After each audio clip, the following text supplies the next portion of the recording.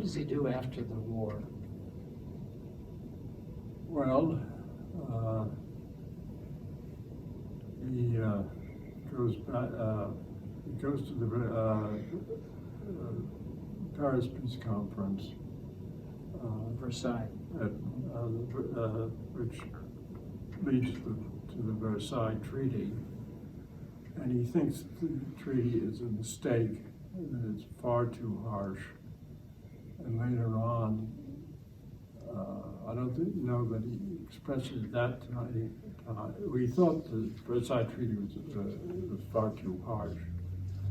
And later on, thought that the U.S. probably shouldn't have gotten involved in the war.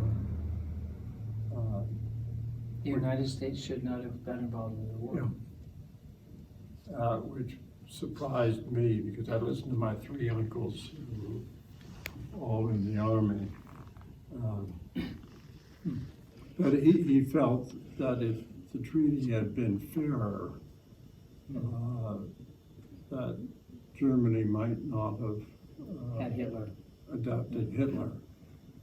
But the United States was not responsible. I mean, Wilson was was trying to back down British and the French.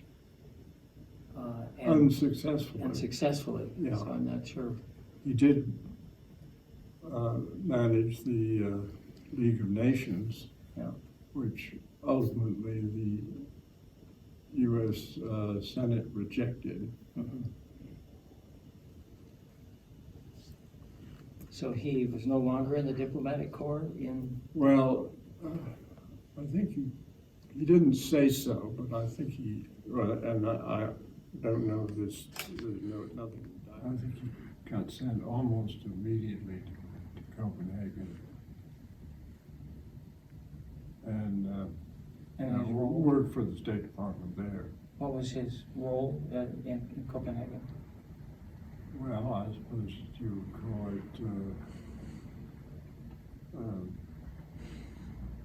information. In other words, Well, you said reading the German newspapers. he read all the German newspapers every day, and then he interviewed people who came out of Germany. If they talked to him about what was going on, to get an idea about what was going on in Germany. And then the 15 years from 1918, the end of the war, until 1941, what was he doing? Well, he came back. He went to Boston for a while, and What was his business? and went business, and then that didn't work out. And then he came back and went to work for the citizen. And he was working for his brother, his older brother. Yeah, and my grandfather gave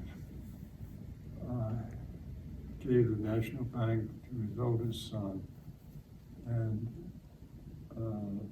the citizen to his second son, and then his third and fourth sons, he gave his share of the Columbian Rope Company. Oh, I see. All right.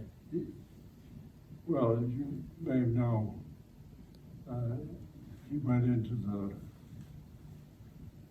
rope and twine business with the Metcalfs. Yes. And then got out, but he still owned Share. a big chunk. And then so my father came back and went to work for the Citizen, and then he bought somebody else's interest, so that my uncle had the main interest, and then my father and Bill Dapping, and then there were some other people.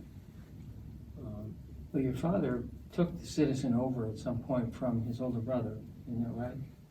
Well, we made an arrangement whereby he bought, after my uncle died, he bought what was the principal interest, and then Bill Dapping's interest was acquired by the company. So my father had the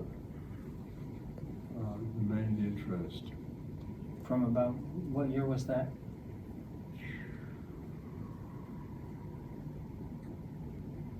The 1960s. 1960s. Yeah. Then your involvement began when? Well, I went to work after I got out of grad school A year? in 1952. And I was a reporter for 3 years and city editor for 7. Okay. And then I became assistant general manager. And after my uncle died when my father took over, we had to sue my uncle's estate to get control of the paper. Then my father took it over as the general manager, essentially, and he wrote the editorials. I ran the paper. So you were essentially the editor. You were the, was that your position?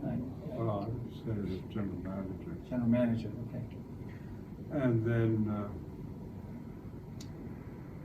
we owned WMBO at that time. And then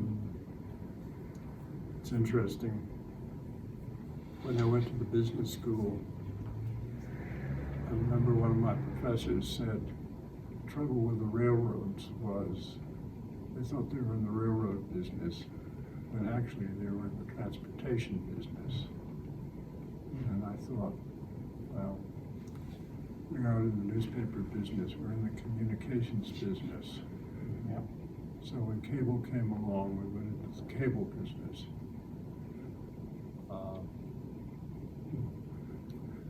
And we lost $100,000 the first year, and I think 120 the next year.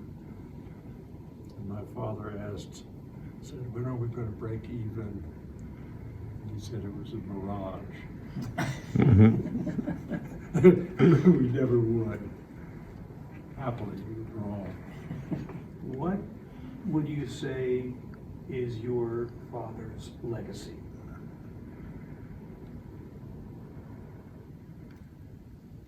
Well, I think the thing he was most proud about was his 10 years as Conservation Commissioner. Now,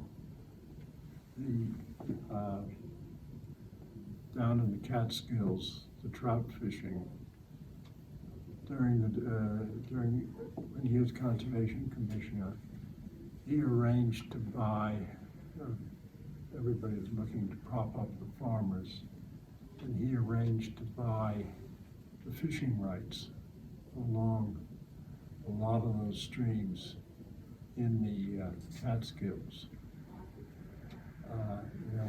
It's a whole industry today. Mm-hmm. But that was his decision. And I think he was really prouder of that than anything else he did. Although he was head of the American Scandinavian Foundation for I think 14 or 15 years. And he did build that up. But I think if you'd ask him, I think the